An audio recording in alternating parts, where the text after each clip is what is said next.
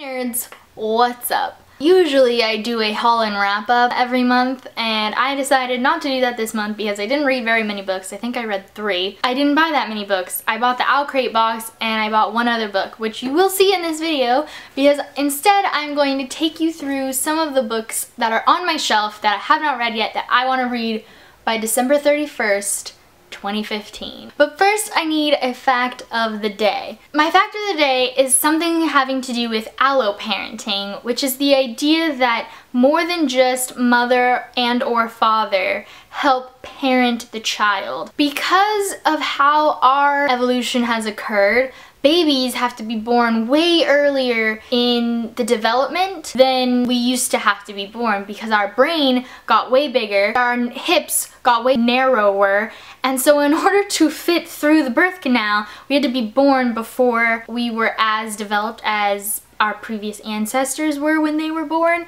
And so because of that, our babies can't survive without having help. It is believed that the reason humans don't die right after reproductive age ends in adult females particularly is because of this fact. In most other species alive today, once the female goes through what we call menopause and stops being able to have babies, that's pretty much the end of her life. She dies within a few years of that happening. But humans live decades after that happens.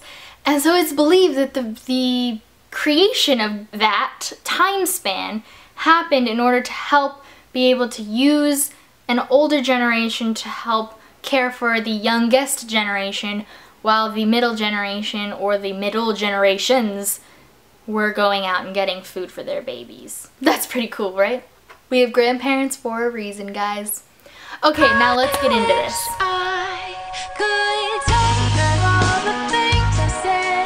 These are in no particular order. They are not guaranteed books that I want to read. If I could do this all, that's what would happen. So let's get into this. Confess by Colleen Hoover. Girl Online by Zoe Sugg. Let It Snow by John Green, Maureen Johnson, and Lauren Miracle. Every Last Word by Tamara Island Stone. This Song Will Save Your Life by Layla Sales.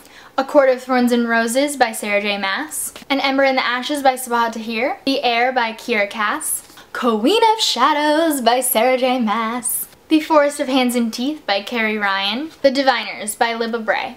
Zeros by Scott Westerfeld. Red Queen by Victoria Aveyard. Afterworlds by Scott Westerfeld. Those are a lot of lovely books, and they are a lot of big books, and a lot of books that just have been super hyped on BookTube, and I still haven't made it a priority to read them, and so they are a priority to me for the end of this year.